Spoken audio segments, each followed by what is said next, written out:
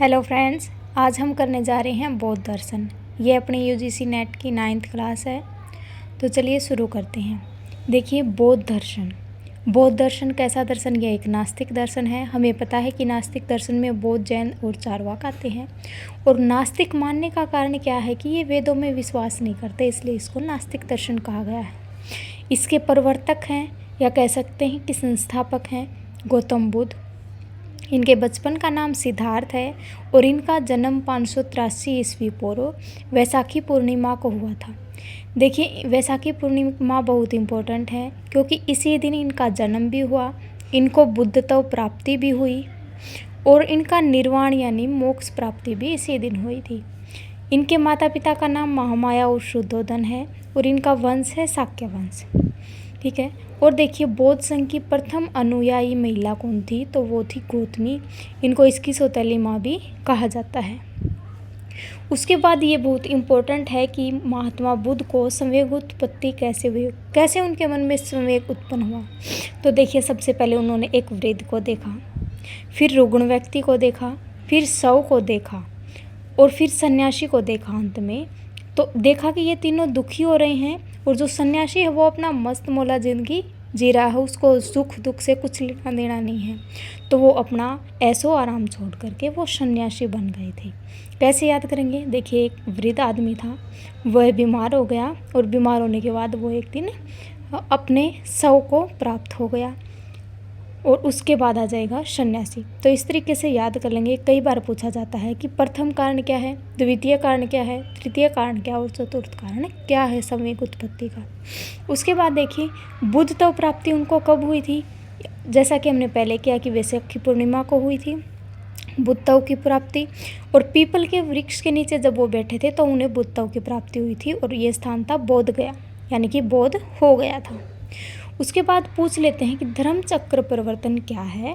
तो जब महात्मा बुद्ध ने 5 शिष्यों को सारनाथ में सबसे पहले उपदेश दिया था तो उसी को धर्म चक्र परिवर्तन कहते हैं।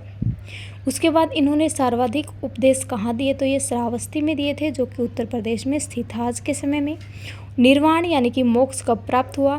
तो 483 ईस्वी पूर्व। देखिए, जन्म था 583 ईस्वी पूर्व, उसमें से 100 कम कर देंगे, 483 ईस्वी पूर्व इनका निर्वाण हो जाएगा। तिथि कौन सी थी? वैसाखी पूर्णिमा। ये वैसाखी पूर्णिमा याद रखना। 3 चीज़ें हैं, जन्म, बुद्धत्व प्राप्ति और निर्वाण। उसके बाद इसकी शाखाएं पूछ ली जाती हैं कि बौद्ध दर्शन की कितनी शाखाएं हैं? तो शाखाएं हैं 2, हीनयान और महायान। उसके बाद हीनयान के अंदर वैभाषिक सौत्रांतिक आते हैं और महायान के अंदर योगाचार और माध्यमिक आते हैं। इसके बाद ये दोनों अलग क्यों हैं, क्यों अलग हुए हीनयान और महायान? तो इनका आधार था मोक्ष और यानी कि निर्वाण की प्राप्ति। उसके बाद देखिए, पूछ लेते हैं कि बौद्ध दर्शन में चैत्य क्या है? तो चैत्य है इनके पूजा के स्थल। स्तूप क्या है? समाधि। और सबसे बड़ा स्तूप जैसा हमें पता है कि सांची का स्तूप है। उसके बाद 4 चिन्ह हैं। जन्म का चिन्ह है कमल, गृह त्याग का है अशुभ, ज्ञान प्राप्ति पीपल के वृक्ष के नीचे हुई थी, निर्वाण यानी निर्वाण प्राप्त होने के बाद उसके चिन्ह शेष रह जाते हैं और मृत्यु के पश्चात स्तूप बनाया जाता है। तो ये चिन्ह याद कर लेंगे। उसके बाद 3 पिटक हैं, इनकी भाषा पाली या मागधी रही है। कौन से 3 पिटक हैं ये पूछ लिया जाता है? विनय पिटक, सुत पिटक और अभिधम पिटक। और इनकी विषय वस्तु क्या है? विनयपूर्वक रहना चाहिए, यानी आचरण करना चाहिए विनयपूर्वक। सुत पुत्र को हमें उपदेश देना चाहिए और अभिधम यानी कि दार्शनिक तत्व इसमें दिया गया है। तो इस प्रकार हम इन्हें याद कर लेंगे। उसके बाद पूछ लिया जाता है कि बौद्ध दर्शन के 4 आर्य सत्य क्या हैं?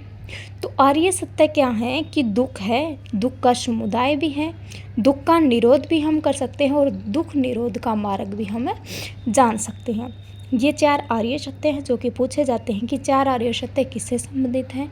तो ये बौद्ध दर्शन से संबंधित हैं। उसके बाद चित्त विकार हैं, जिसे स्कंद कहते हैं। 5 स्कंद इसमें दिए गए हैं।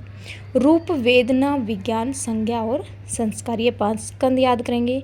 ये भी पूछा जाता है कि 5 स्कंद किससे संबंधित है? तो ये बौद्ध दर्शन से संबंधित है। आयतन 12 आयतन है, पूछा जाता है। इसमें आएंगे 11 इंद्रियां और 1 बुद्धि।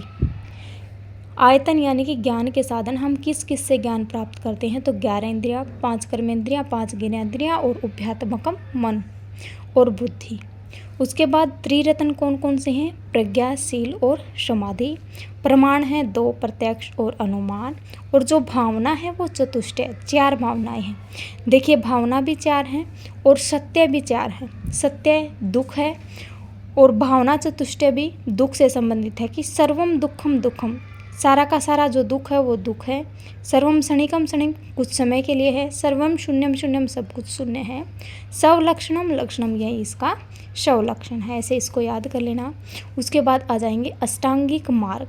देखिए अष्टांगिक मार्ग हैं सम्यक दृष्टि, सम्यक संकल्प, सम्यक वाक, सम्यक कर्मांत, सम्यक आचरण, सम्यक समाधि, सम्यक स्मृति और सम्यक व्यायाम।